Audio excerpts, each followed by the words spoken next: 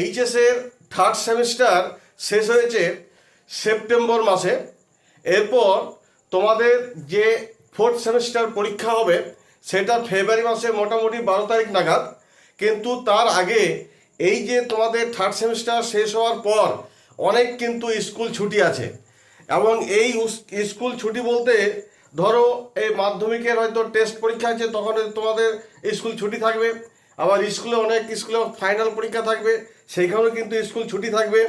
তো দেখা যাচ্ছে যে অনেক কিন্তু স্কুলে কিন্তু ছুটি রয়েছে, বুঝতে পারলে? তাহলে এই ছুটির জন্য কিন্তু তোমাদের যে এইচএসে যে ফোর্থ সেমিস্টার যে সিলেবাস আছে সেই সিলেবাস শেষ করার জন্য উচ্চশিক্ষা সংসদের সভাপতি জানিয়েছেন যে তোমাদের কিন্তু অনলাইনে ক্লাসের ব্যবস্থা করতে হবে বা করা হবে। কারণ তোমরা হয়তো অনেক কোচিং সেন্টারে পড়াশোনা করছো বা অনেকে প্রাইভেট টিউটর পড়াশোনা করছো, সেখানে ভরসা করে হয়তো কোর্স কমপ্লিট করার চেষ্টা করবে ঠিকই, কিন্তু উচ্চশিক্ষা সংসদ যেটা চাইছেন যে এই যে ছাত্রছাত্রীরা বা শিক্ষক শিক্ষিকারা একটা এই যে অনেক চাপেই রয়েছে এই কোর্স কমপ্লিট করার ব্যাপারে, সেই জন্য বলা হয়েছে যে যাতে এইচএসের ফোর্থ সেমিস্টার যে সিলেবাস রয়েছে সেই সিলেবাস যাতে কমপ্লিট হয়ে যায়, তার জন্য কিন্তু তোমাদের অনলাইনের ক্লাস কিন্তু চালু হয়ে যাবে।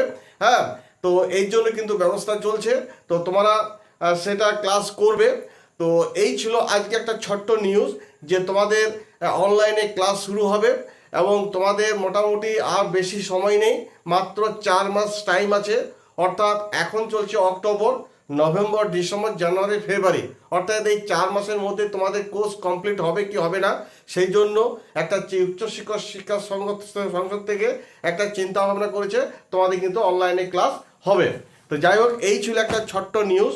যদি এই নিউজটি যদি ভালো লেগে থাকে তাহলে অবশ্যই কিন্তু একটা সাবস্ক্রাইব এবং লাইক করে দিও, আর পাশে থাকা বেল আইকনটিকে প্রেস করতে একেবারে ভুলো না।